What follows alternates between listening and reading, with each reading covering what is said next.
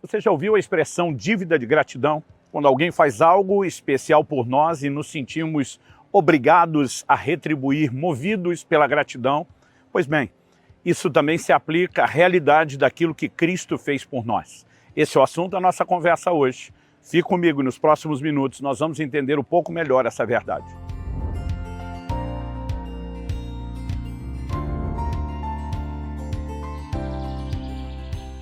Estou hoje em Itaboraí, no Rio de Janeiro, passando para trazer mais uma palavra ao seu coração. E quero tomar como ponto de partida e o trilho da nossa reflexão uma porção da Escritura que se encontra no Evangelho de Lucas, no capítulo 7 e a partir do versículo 36.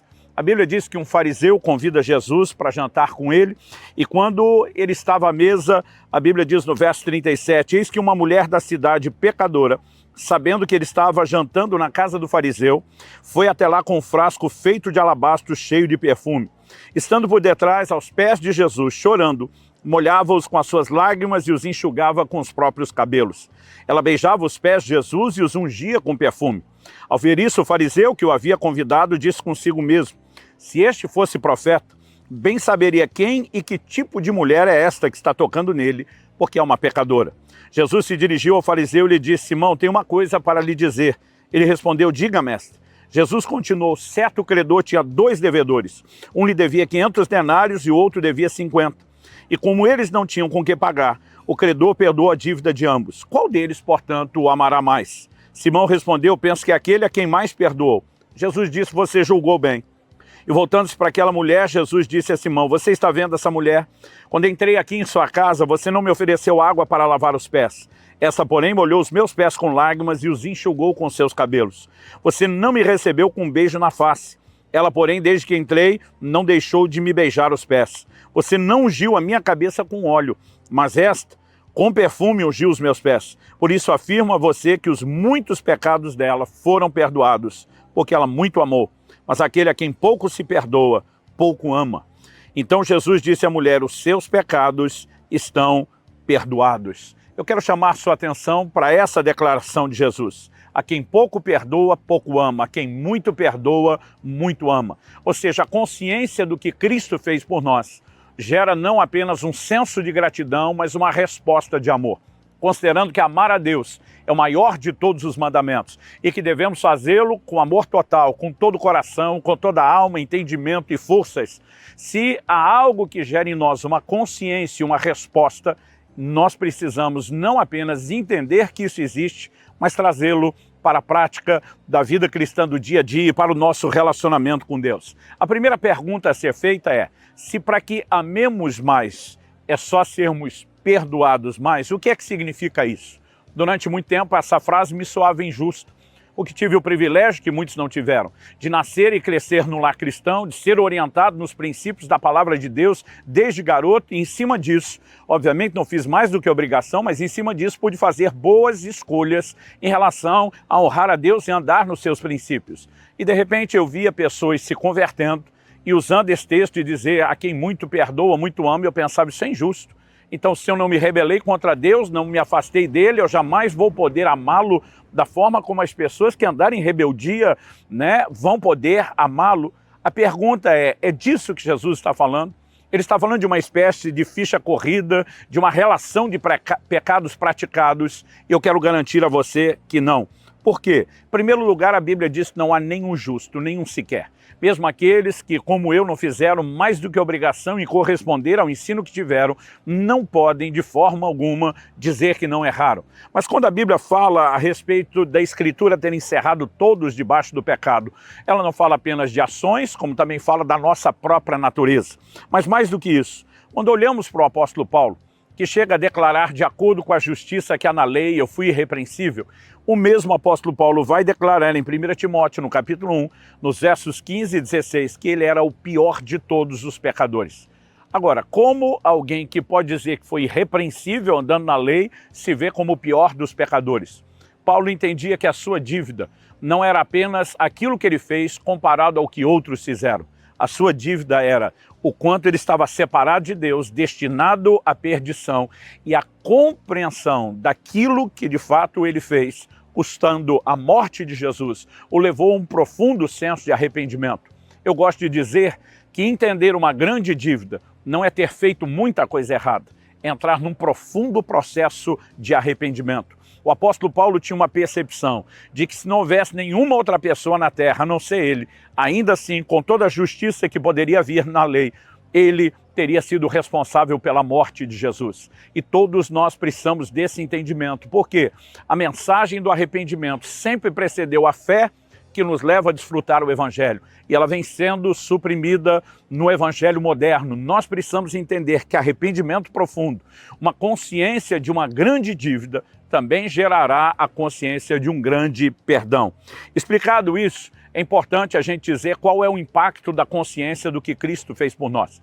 Em segunda carta de Paulo aos Coríntios, no capítulo 5 e no verso 14, ele diz que o amor de Cristo nos constrange. Quando entendemos a dimensão do amor, há constrangimento, há uma resposta. Romanos capítulo 5 diz que Deus nos amou quando ainda éramos seus inimigos. E nós precisamos, de fato, entender esse amor. Ao olharmos para aquilo que Cristo fez, e a consciência do que ele fez deve ser cultivada em cada um de nós. Essa é a razão, por exemplo, pela qual Nosso Senhor instituiu a ceia, né? A ceia memorial da aliança, que chamamos de a ceia do Senhor. Nós estamos sempre anunciando a morte do Senhor até que Ele venha. No momento da ceia, olhamos para trás e recordamos o que Cristo fez, enquanto anunciamos que um dia Ele voltará, consumar a obra de redenção, estabelecer plenamente o seu reino. Ao olharmos para trás, reconhecemos seu corpo foi partido por nós, seu sangue foi derramado por nós. Por que um ritual como esse foi instituído? Quando Jesus diz, fazei em memória de mim, ele não estava supondo que eu e você sofreríamos algum tipo de amnésia, que acordaríamos certa manhã sem lembrar quem é Jesus ou o que ele fez. Mas ele falava da perda de uma consciência. Essa consciência precisa ser não só preservada, mas desenvolvida. É uma consciência de gratidão. Aliás, quando eu e você olhamos para a adoração no céu, nós vamos perceber que o tema principal da adoração no céu é justamente a morte de Cristo e a sua redenção. Apocalipse capítulo 5, por exemplo, diz no verso 9, e cantavam um cântico novo, dizendo, digno é o Cordeiro de abrir o livro com seus selos, porque foste morto e com seu sangue compraste para Deus homens de toda raça, tribo, língua, povo e nação. No cântico de adoração, reconhecem Jesus como Cordeiro, aquele que foi sacrificado por nós. Fala da provisão, da redenção que Deus nos oferece, mas também o reconhecimento do que o seu sangue fez por cada um de nós. O apóstolo Pedro sinaliza que a moeda de pagamento da nossa redenção não foi prata ou ouro. Ele diz, não foi com prata ou ouro que vocês foram resgatados da vossa vã maneira de viver, que por tradição herdaste dos vossos pais. E diz, mas com o precioso sangue de um cordeiro sem defeito, conhecido na verdade antes da fundação do mundo, mas agora manifesto por amor de nós. Precisamos andar na consciência do que Cristo fez por nós, porque a consciência do que Ele fez gera constrangimento, gera uma resposta de gratidão, de entrega. Aliás, quando falamos a respeito disso, vale colocar aqui nessa equação a declaração do Senhor Jesus, lá em Apocalipse no capítulo 3 e no verso 18. Quando se dirige ao anjo da igreja de Laodiceia, o Senhor diz assim no verso 18 de Apocalipse 3, aconselho que você compre de mim ouro refinado pelo fogo para que você seja de fato rico. Compre vestes brancas para se vestir, a fim de que a vergonha da sua nudez não fique evidente, e colírio para ungir os olhos, a fim de que você possa ver. Naquela região da Ásia, hoje, né, na Turquia, era conhecidíssimo essa menção ou uso do colírio como um remédio para recuperar a vista. E Deus está usando essa analogia e dizendo, compra de mim colírio para que você unja os seus olhos e tenha a capacidade de ver. A pergunta é, ver o quê? Que cegueira era essa? Que limitação da visão é essa a qual o Senhor Jesus se refere? Eu gosto de reconhecer no ensino do próprio Jesus a dificuldade que todos temos de enxergar nossos erros. Em Mateus, no capítulo 7, dos versos 3 a 5, Jesus diz que a gente consegue enxergar o cisco no olho do irmão quando muitas vezes não enxerga a trave no nosso próprio olho. Essa dificuldade, será que ela se limita somente aos erros e pecados presentes? Ou que muitas vezes podemos aplicá-la também àquilo que já aconteceu no passado? Valorizar o que Jesus fez perdoando alguém, mas muitas vezes não reconhecer o tamanho do perdão que nós recebemos. Há limitações em relação a enxergar a própria condição. Isso é chamado na Escritura de cegueira. Por exemplo, na segunda epístola de Pedro, no capítulo 1 e no verso 9, a Bíblia diz: pois aquele que não tem essas coisas é cego, vendo só o que está perto, e se esqueceu da purificação dos seus antigos pecados. Apesar dele usar a expressão cegueira, cabe mais aqui uma deficiência visual, porque diz: você está até vendo o que está perto, mas não consegue enxergar aquilo que ficou distante no passado, a purificação dos seus pecados. Esse tipo de cegueira que nos faz esquecer de onde Deus nos tirou, o que Ele fez por nós, pode acabar impactando negativamente a nossa vida. É por isso que na sequência Pedro diz no verso 10, por isso, irmãos, procurem com empenho cada vez maior confirmar a vocação e eleição de vocês, porque fazendo assim vocês jamais tropeçarão. Pois dessa maneira é que lhes será amplamente suprida a entrada no reino eterno de nosso Senhor e Salvador Jesus Cristo. Essa determinação de confirmar a vocação e eleição envolve não esquecer-se da purificação dos pecados de outrora. Dívida de gratidão é o constrangimento gerado em nós, que nos leva a uma inclinação a retribuir aquilo que foi feito por nós.